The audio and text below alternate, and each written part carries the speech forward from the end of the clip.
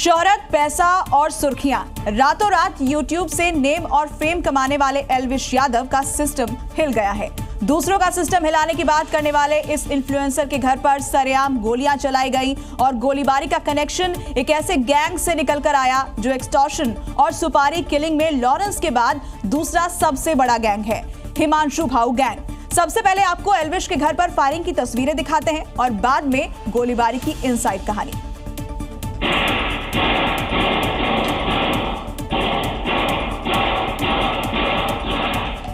एक दो नहीं, पहले राउंड में ही पूरी की पूरी 12 गोलियां चलती हैं, फिर भी शूटरों के हाथ नहीं कांपते।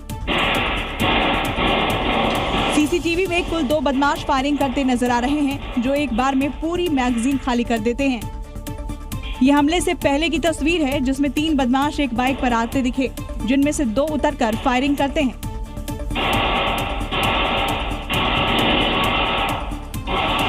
तो उन्होंने बताया भी हमारी किसी से कोई दुश्मनी नहीं है और ना ही हमारे को कभी को जान से मारने की धमकी का कोई भी कॉल नहीं है। हमने क्राइम टीम भी वहाँ मौके बुला ली, सीनो क्राइम टीम भी मौके बुला ली। जिस रूट से वे निकले हैं उस रूट की हम जांच करें। यानी घटना के बाद पुलिस और आईबी जैसी एजेंसियां एक्टिव हो गई हैं, क्योंकि गोलीबारी का कनेक्शन हिमांशु भाऊ जैसे दुर्दांत गैंगस्टर से जुड़ रहा है। कभी सलमान खान से पंगा लेकर एल्विश ने बॉलीवुड में तहलका मचाया था। एल्विश ने भले ही अपनी जुबान से कुछ ना कहा हो, लेकिन लॉरेंस गैंग का तब राइट हैंड कहे जाने वाले गैंगस्टर गोल्डी बराड़ ने खुलेआम एल्विश का समर्थन किया था।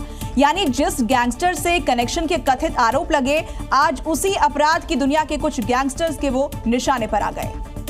और इसका सबूत है ये लेटर जिसमें लिखा है, सभी भाइयों को राम राम। आज जो एल्विश यादव के घर गोली चली वो नीरज फरीदपुर और भाऊ रिटोलिया ने चलवाई है। इसको हमने अपना परिचय दिया है, तो क्या ये माना जाए कि एल्विश भाऊ गैंग के टारगेट पर हैं? वैसे भी जिस तरीके से फायरिंग की गई है, उससे हमलावरों के प्रोफेशनल शूटर होने का शक है, जो किसी बड़े गैंग से जुड़े हो सकते हैं।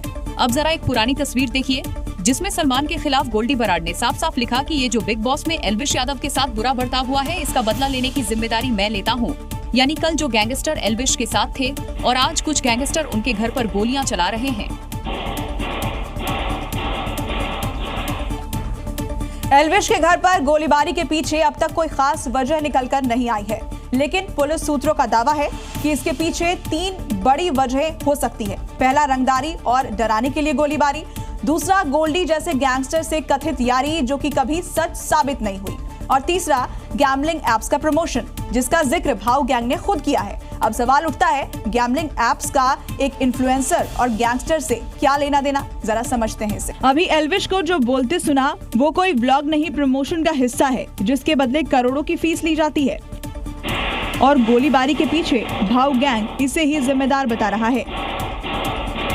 भाऊ गैंग ने फायरिंग की जिम्मेदारी लेते हुए गैम्बलिंग की बात भी की और लिखा, सट्टे का प्रमोशन कर इसने कई घर बर्बाद कर दिए। सोशल मीडिया के कीड़ों को वार्निंग है कि जो सट्टे का प्रमोशन करते मिल गया, उसके पास गोली या कॉल कभी भी आ सकती है। जो भी सट्टे वाले हैं वो तैयार रहें। अब सवाल उठता है, क्या सट्टे का प्रमोशन करने वाले दूसरे स्टार भी रडार पर हैं, या फिर सट्टा बहाना और मकसद डराना है? क्योंकि ये वो बाजार है जहां पैसा बरसता है। आंकड़ों के मुताबिक बेटिंग एप्स का कारोबार करीब 2.5 से लेकर 4 लाख करोड़ रुपए सालाना का है और करीब 20 करोड़ सट्टा और दूसरे गेम में पैसे लगाते हैं। अब सवाल ये कि फायरिंग के पीछे अगर मकसद उगा ही नहीं, तो क्या गैम्बलिंग के बाजार की लड़ाई है? Zee News।